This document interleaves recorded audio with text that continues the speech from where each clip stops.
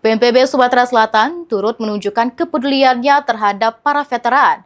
Dalam peringatan Hari Veteran Nasional ke-77, kegiatan yang berlangsung di Auditorium Bina Praja Provinsi Sumatera Selatan ini dihadiri sejumlah anggota LVRI, TNI Polri, serta jajaran pemerintah Provinsi Sumatera Selatan. Peringatan Hari Veteran Nasional ke-77 yang digelar di Auditorium Bina Praja Pemerintah Provinsi Sumatera Selatan berlangsung penuh suasana kekeluargaan. Kegiatan tersebut dihadiri Sekretaris Badan Kesbangpol Sumatera Selatan, anggota Legiun Veteran Republik Indonesia atau LVRI, serta unsur TNI dan juga Polri. Dalam kesempatan ini, Paguyuban Masyarakat Palembang Bersatu atau PMPB Sumsel turut memberikan bingkisan kepada para veteran yang hadir.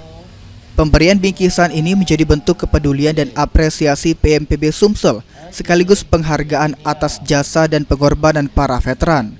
Ketua Umum PMPB Sumsel, M. Yusuf Malaya, yang diwakili Wakil Kepala Bidang Sosial PMPB Sumsel, Evi Lestari, menyampaikan kehadiran dan bantuan yang diberikan merupakan wujud nyata kepedulian PMPB Sumsel terhadap para veteran yang telah berjuang pada masa lalu.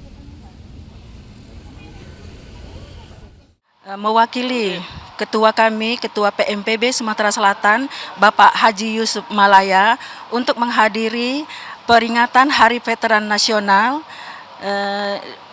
di mana Bapak kami, Ketua PMPB Sumatera Selatan, memberi bantuan berbentuk sembako.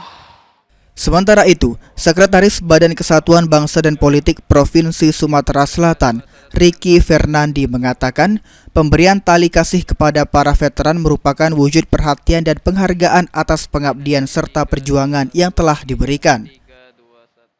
Sembako ini kita berikan ya sebagai bentuk tali kasih ya, baik dari juga pemerintah dan juga dari ormas-ormas kepada anggota Legiun Veteran. Jadi kita bentuk perhatian kita kepada seluruh anggota veteran.